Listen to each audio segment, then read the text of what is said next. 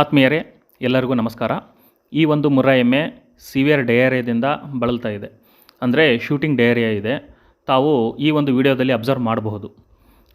ಈ ಒಂದು ಬೇದೆಯಲ್ಲಿ ಅಂದರೆ ಈ ಸಗಣಿಯಲ್ಲಿ ಕರುಳಿನ ಆಕಾರದ ಕೆಲವು ಮಾಂಸದ ತುಣುಕುಗಳು ಕಂಡುಬಂದವು. ಸೊ ಅವು ಏನಿರಬಹುದು ಅಂತ ಹೇಳಿಬಿಟ್ಟು ನಾವು ವೈಜ್ಞಾನಿಕವಾಗಿ ಪರಿಶೀಲನೆಗೆ ಒಳಪಡಿಸೋಣ ಅಂತ ಡಿಸೈಡ್ ಮಾಡಿ ಆ ಒಂದು ಮಾಂಸ ತುಣುಕುಗಳು ಏನಿದ್ವು ಆ ಸ್ಯಾಂಪಲ್ಸ್ಗಳನ್ನು ಕಲೆಕ್ಟ್ ಮಾಡ್ಕೊಂಬಂದ್ಬಿಟ್ಟು ಇವನ್ನ ಒಂದು ವೈಜ್ಞಾನಿಕ ರೀತಿಯಲ್ಲಿ ಅವನ್ನ ಪರಿಶೀಲನೆಗೆ ಒಳಪಡಿಸಿದ್ವಿ. ಸೊ ಅವನ್ನ ನಾವು ಪರಿಶೀಲಿಸಲಾಗಿ ತಿಳಿದು ಬಂದಿದ್ದು ಏನಂತಂದರೆ ಕರುಳಿನ ಒಳಪದರಗಳು ಇದೆ ಅಂತ ಗೊತ್ತಾಯಿತು. ಸೊ ಇದರಲ್ಲಿ ಸಹಜವಾಗಿ ಕರುಳು ಏನಿದೆ ಇದರಲ್ಲಿ ಒಂದು 4 ಲೇಯರ್ಸ್ ಇರುತ್ತೆ. ಸೊ ಒಳಗಡೆಯಿಂದ ಬಂದುಬಿಟ್ಟು ಮೊದಲನೇದು ಈ ಮ್ಯೂಕೋಸಾ ಲೇಯರ್ ಅಂತ ಇರುತ್ತೆ. ನೆಕ್ಸ್ಟ್ ಬಂದುಬಿಟ್ಟು ಸಬ್ ಮ್ಯೂಕೋಸಾ ಲೇಯರ್ ಅಂತ ಇರುತ್ತೆ. ಈ ಮ್ಯೂಕೋಸಾ ಮತ್ತು ಸಬ್ ಮ್ಯೂಕೋಸಾ ಎರಡೂ ಸೇರಿಸ್ಬಿಟ್ಟು ಈ ಲೇಯರ್ ಸ್ಲಫ್ ಆಫ್ ಆಗಿದೆ. ಅಂದರೆ ಕರುಳಿನ ಭಾಗದಲ್ಲಿ ಅಲ್ಲಲ್ಲಿ ಈ ಒಂದು ಮ್ಯೂಕೋಸಾ ಮತ್ತು ಸಬ್ ಮ್ಯೂಕೋಸಲ್ ಲೇಯರ್ಸು ಕಿತ್ಕೊಂಡು ಹೊರಗಡೆ ಬಂದಿದೆ.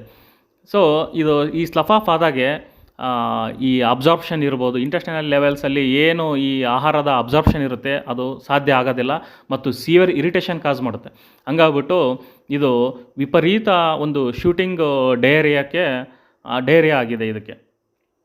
ಸೊ ಇದನ್ನು ನಾವು ಯಾವ ರೀತಿಯಲ್ಲಿ ಒಂದು ಎಕ್ಸಾಂಪಲ್ ಕೊಟ್ಟು ಹೇಳ್ಬೋದು ಅಂತಂದರೆ, ಶರ್ಟಿನ ಒಂದು ತೋಳು ಏನಿದೆ ಆ ತೋಳಿನ ಒಳಭಾಗ ಏನಿದೆ ಆ ಒಳ ಒಂದು ಪದರ ಅದನ್ನು ನಾವು ಶರ್ಟ್ನ ನಾವು ಯಾವಾಗ ಆ ಒಂದು ತೋಳನ್ನ ಉಲ್ಟಾ ಎಳೆದ್ರೆ ಯಾವ ರೀತಿಯಲ್ಲಿ ಅದು ಒಳಭಾಗ ಹೊರಗಡೆಗೆ ಆಗುತ್ತೆ ಅದೇ ರೀತಿಯಲ್ಲಿ ಕರುಳಿನ ಒಂದು ಮ್ಯೂಕೋಸಾ ಮತ್ತು ಸಬ್ ಮ್ಯೂಕೋಸಾ ಅಂದರೆ ಅದು ಇನ್ಸೈಡ್ ಔಟ್ ಅಂತ ಹೇಳ್ತೀವಿ, ಆ ರೀತಿಯಲ್ಲಿ ಕಿತ್ತುಕೊಂಡು ಅಲ್ಲಲ್ಲಿ ಕರುಳಿನ ಭಾಗದಲ್ಲಿ ಕಿತ್ಕೊಂಡು ಹೊರಗಡೆ ಬಂದಿದೆ.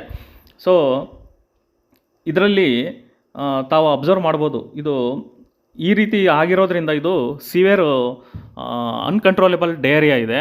ಇಲ್ಲಿ ಯಾವುದೇ ರೀತಿ ಔಷಧಿಗಳಿಗೆ ಇದು ರೆಸ್ಪಾಂಡ್ ಮಾಡ್ತಾ ಇಲ್ಲ. ಸೊ ಹಾಗಾಗ್ಬಿಟ್ಟು ಇದನ್ನು ಇಲ್ಲಿ ತಾವಿಲ್ಲ ನೋಡ್ಬೋದು, ಇಲ್ಲಿ ವಿಡಿಯೋದಲ್ಲಿ ಕೊಳವೆ ಆಕಾರದಲ್ಲಿ ಈ ಒಂದು ಇಂಟೆಸ್ಟೈನ್ ಕಿತ್ಕೊಂಡು ಬಂದಿರೋದು ಸ್ಲಫ್ ಆಫ್ ಆಗಿರೋಂಥದ್ದನ್ನ ತಾವು ನೋಡ್ಬೋದು.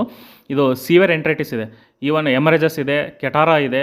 ಸೊ ಹಾಗಾಗ್ಬಿಟ್ಟು ಇದನ್ನು ಈವನ್ ನೆಕ್ರೋಸಿಸ್ ಇದೆ. ಸೊ ಹಾಗಾಗಿ ಇದನ್ನು ನೆಕ್ರೋಟಿಕ್ ಕೆಟಾರಲ್ ಹೆಮೊರೇಜಿಕ್ ಎಂಟ್ರೈಟಿಸ್ ಅಂತ ಹೇಳ್ಬೋದು.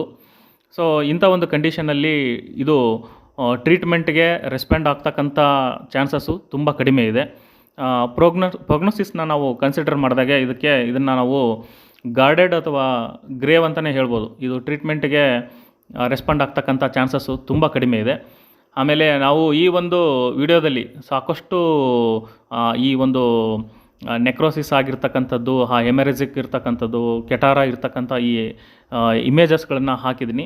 ತಾವು ಇಲ್ಲಿ ಅಬ್ಸರ್ವ್ ಮಾಡ್ಬೋದು, ಸಾಕಷ್ಟು ಡ್ಯಾಮೇಜ್ ಆಗಿದೆ ಇಂಟೆಸ್ಟೈನ್ಗೆ.